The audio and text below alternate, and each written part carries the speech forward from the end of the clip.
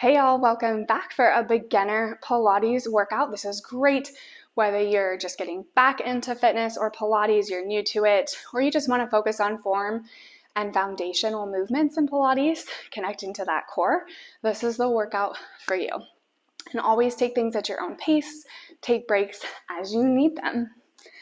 All right, we are going to start sitting down on the mat. Knees are going to be bent, legs are going to extend out in front of us. Feet firmly planted, all 10 toes pointing forward. We're going to start sitting up nice and tall, fingertips reaching long. We're going to pull the shoulders back, so really spreading the front of the chest nice and wide. And then from here, we're going to scoop, tuck the tailbone under, just roll back a few inches, and then sit up nice and tall.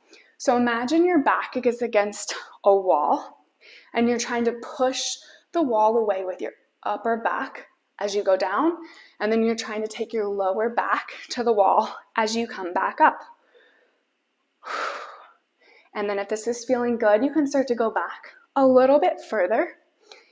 A mirror, if you have it around, is great for this one. On the way back, if you see yourself start to arch out in that low back and your lumbar spine, that's where you stop. 3, 2, we'll take this one back and hold. Holding back, we're going to keep the left arm still. We're going to sweep the right arm back.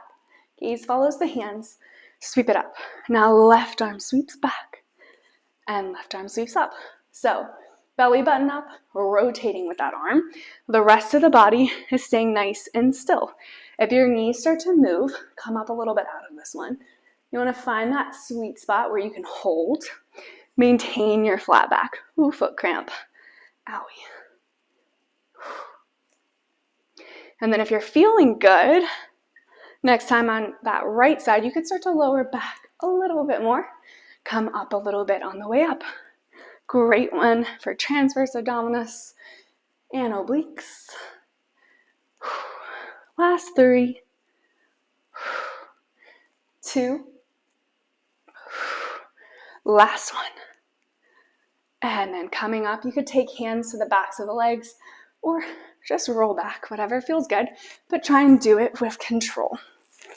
All right, from here, we're gonna go into some leg circles. So you're gonna feel like you're setting up for a bridge. Back flat on the mat, so scoop, tuck the tailbone under. Head's gonna stay heavy. Feet are a few inches forward of the glutes. We're gonna keep that left leg bent on the ground, and we're gonna take the right leg, extend it up to the ceiling. Thinking about finding length. Imagine your leg is a long pencil, and now we're gonna start to trace little bitty circles on the ceiling.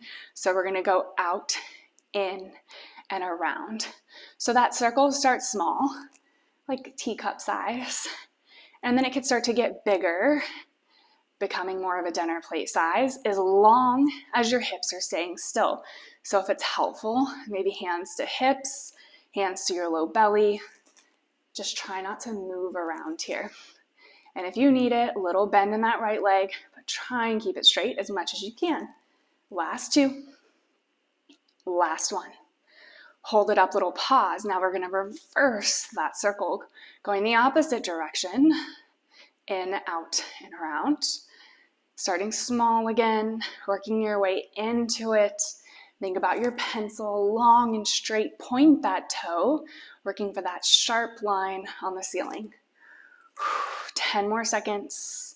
Hips nice and still, core stays active. 3, 2, last one. And bring it down. Maybe rock that knee out to the side. Oh, that one's so hard for me. I have tight hips, and it kills me every time. But that means I need it. All right, now left leg is gonna extend up, hair, point through that toe, maybe hands to hips, we keep them nice and still, and then from here we start that circle, out, in and around. And then trying to keep the hips still again, so start small, and then hips are different side to side. Right hip tends to be tighter. You might notice this leg has a little more range of motion. But with range of motion comes the stability challenge. So engage the obliques, engage the low belly, to keep still. Last 3, 2, last one. And then pause through center. Now we go in, out, and around. Still trying to hold still. Start small again. Reversing the direction sometimes messes with us. It's a mind-body connection as much as it is just that body connection. Almost there. Start to straighten the leg out a little bit more. Think pencil. Your toe is super sharp. 3, 2, and last one. And come in, set that foot down. Oh, feels good. And let it go. All right, from here, we're gonna roll onto our right side. And then we're gonna pillow our arm for our head. We want our shoulders to be stacked, our hips to be stacked, and then our knees are gonna line up in line with the hips. From here, feel like you're lifting, or actually lift your right side away. Obliques are going to keep working. And then we're going to lift your left leg up to hip height. Flex your foot. Right away, you should feel your glute. And then we're going to start to lift the leg up and lower the leg to hip height. So as you lift, we're trying to keep that top leg nice and still. You can always take your hand behind the back, behind the hips, making sure we're not rolling back as we lift the leg up. And you can always take a second here if you need it. And then right back into it. As you lift and lower, we want the knee, shin, and ankle to stay in alignment. So imagine you have a big beach ball behind your leg and you're trying to keep it there as you lower and lift. 3, 2, last one. Come down and hold. Now we're going to go knee to knee and then heel to heel. So as your knee taps the bottom knee, think about trying to push the bottom of your foot up towards the ceiling. You could still keep that hand behind the hip, or you can come back to the hip for more support, hand to the mat. Keep flexing that foot, especially as you send your heel up towards the ceiling. And then try and relax through the neck. I felt myself getting tight there. And then just keep breathing. 5, 4, 3, 2, last one. And let it go. And then from here, we're going to push up into a side plank. So a couple ways you could do this. Either way, if we want to have the right shoulder and right elbow stacked. First option is to keep the knees down and together. We're going to push the hips up and lower down from there. Second option is to extend the top leg long and straight. And then we're going to push up and lower down from there. Either way, take a peek down. Make sure that right elbow and shoulder are staying stacked. You can always move yourself around to find the right spot for you. Top hand could go to the mat for more support. For a challenge, you could start to lift that arm and or lift the top leg. 3, 2, last one, hold it up. Lift the hip a little bit higher for 5, 4, 3, 2, and 1. And drop it down, let it go. And then we'll just flip on over to the other side. All right, so pillowing the arm again. Shoulders are stacked, hips are stacked, and then those knees are just gonna swing out and line up with the hips. First things first, scoop, lift, find engagement into that left oblique, and then we're gonna lift the right leg up to hip height, flex your foot, feel that glute med, and then from here, we're gonna start to lift and lower, or glute max rather. Lift and lower. Right away for feedback, and checking that form, you could take your hand behind the hips. We want to keep that top hip especially nice and still on this one. Imagine you still have that beach ball behind your calf, behind your glute.